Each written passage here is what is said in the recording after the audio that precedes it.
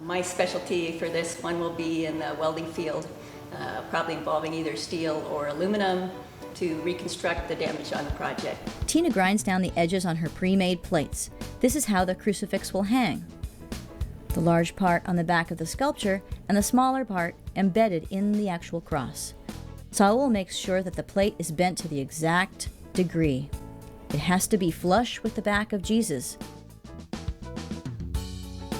And it's perfect. Now it's time to fit the plate to the statue. To ensure that the plate will fit flush to the statue, more of this frosting-like resin needs to go between the plate and the statue. Tom covers the entire plate with masking tape, puts his reference bolts back in place, and puts on more of the frosting-like aerospace epoxy mixture. He then puts the plate back in place, puts in his reference bolts, cleans off the edges, and weights it down with a couple of bricks. Now it's time to attach the arms. Once we got a test done with the hand bonded back together, we knew that this would be the same way that we could get the arms back on. Tom mixes up more JB weld to attach little steel plates in the arms. Tom reinforced everything with steel rods. The arms right here, there's this little plate sticking out. Once the arm was reattached, then he put rivets in there and flushed them all out. It's just amazing. The guy's astounding. Tom finishes putting the little reinforcement plates inside the arm. When the arms are attached, they'll be drilled and little steel pins will hold the arms together on both sides. There are also numerous cracks. In order to keep Jesus from being waterlogged by the rain, all of these cracks need to be filled. Once they're filled, they'll all be ground down and touched up with automotive urethane to match the rest of the statue. Well, 24 hours later, it's time to drill all of the holes in the plate and take the plate off. The reference bolts are removed, the excess resin is cleaned off, and the plate is removed. Perfect! Now it fits exactly flush with the statue. Tina taps all of the holes and custom fits all of the bolts.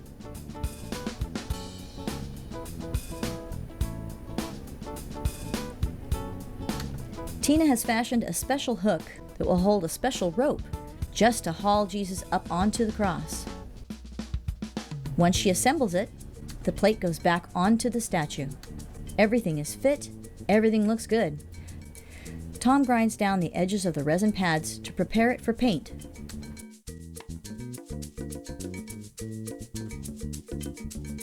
Then Tom custom fit him on a temporary cross to make sure that when the real cross went up, that everything lined up. The big support on the back had to be exactly right, otherwise it wouldn't fit on the new cross. Without a temporary cross, we wouldn't know the exact angle that the arms need to be repaired.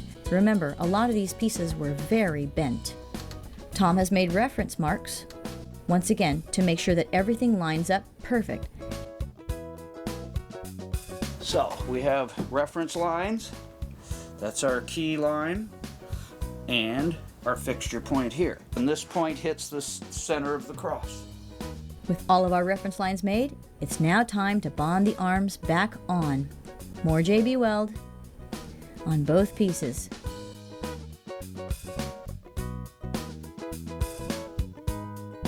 Tom smooths out the JB weld and puts tape across the newly resined seams.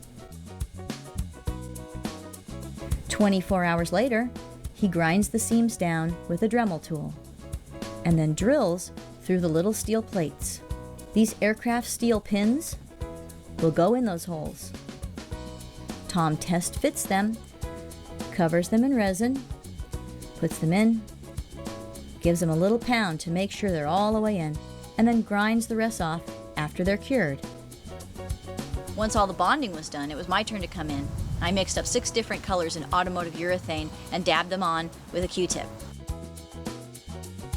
I got all the colors matched. It looked really good. I was very proud of myself.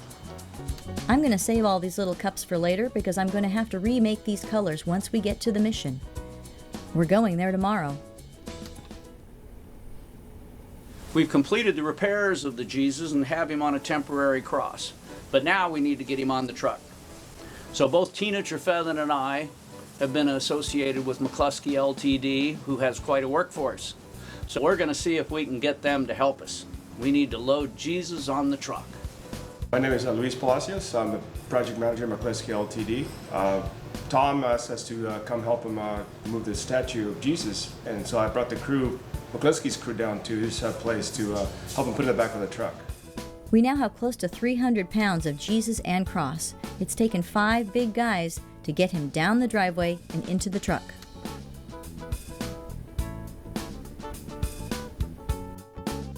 We have to be very careful. After all this work, the last thing we want to do is damage him.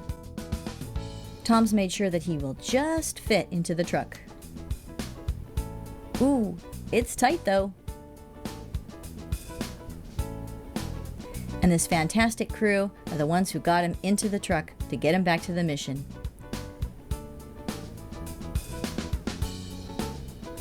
Bye-bye, Jesus. We'll see you back at the mission. Of course, one of the most emotional feelings I had, it was really touching, was when the body came in a pickup truck and it had sacred load on it. It was just awe-inspiring. It was very emotional.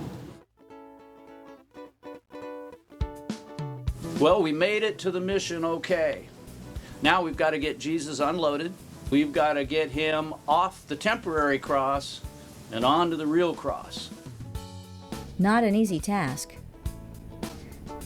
Now we have to get him through the cemetery and to the big center where he goes. The guys brought him through the cemetery and to the center circle.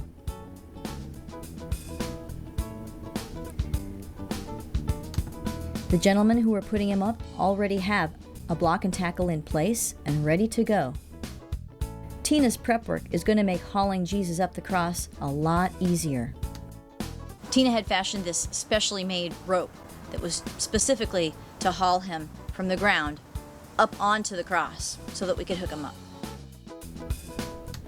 With the rope in place, the temporary cross is taken down, and now Jesus begins his ascent back up the cross. We've gotten Jesus up into position, but we found out we have a problem. We thought that the cross would be flush like this. Instead, it's like this. Temporary cross and the final cross don't quite match. So now the horizontal piece is out a little too far, the recessed plate is in too far, and now the cross won't hook in. They need to bring the recessed plate out just a little bit. That's an easy fix. So we've made the modifications to the cross we need to, and as we get Jesus back up ready to hang him, we have a new problem, and it's potentially serious. The temporary support has a big eye bolt in it, and the block and tackle is hooked into the eye bolt. But the eye bolt is now pulling itself out of the temporary support. So now the eye hook is going to have to be fixed, and that means lowering Jesus back down.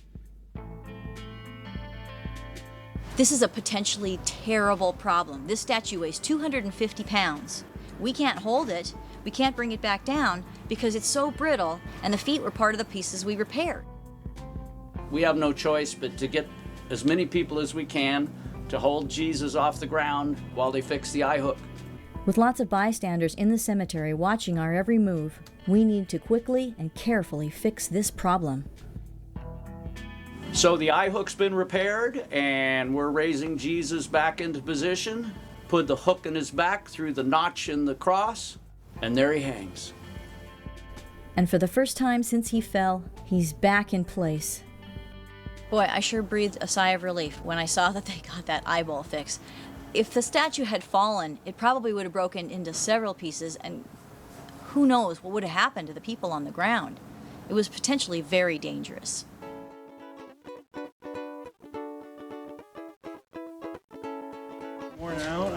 Seamless, Terry. The The arms are seamless. Yeah. Needless to say, everybody's breathing a sigh of relief.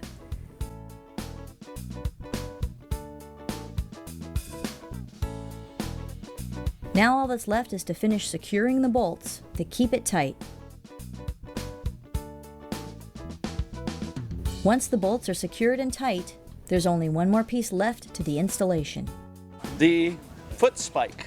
Oh, that's the foot spike. Okay. Yes, and what it is a big lag bolt with the original spike bonded on with dun, dun, dun, dun, dun, JB Weld. Ta-da. Da, da, da, da, da, JC Weld. The final tightening is taking place, and once that's done, Tom installs the lag bolt. This will keep Jesus from swinging back and forth.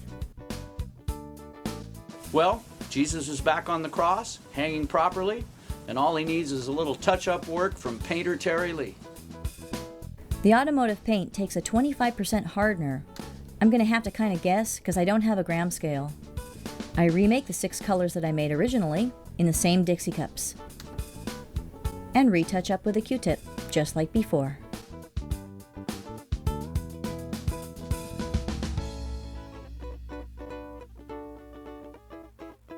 And I'm done. It was amazing to see the statue back up on the cross where it belonged. It was like it had never fallen. They don't want anybody to see the new crucifix until Good Friday ceremony, so they cover him up with a tarp. You're on camera. Hi, goodbye. We're leaving now. Hi, bye. I'm so glad that I got to be part of this. It's a huge, huge thing. And it'll be there long after I'm gone. It was fun. It's always good doing something good for the man, and Tom too, of course. You know, Tom and Tina, wow. When you get the right combination of people, really makes a big difference. So I am so happy to have been a part of getting it all together. We got on the local news. We got our picture in the paper. The news media, great job. And we got a beautiful plaque right in front of the crucifix that has our names on it. I mean, we didn't do it for that, but it's nice to be recognized. And Terry Lee, Tina, Tom, the construction crew, the volunteers who cleaned up. You get a nice feeling when you see the sheet pulled off and your work shown, and I'm glad I was able to contribute something to this effort that involves so many people. Interesting things here at San Gabriel Mission. It's really overwhelming for me. I'm so glad that I got to be part of this.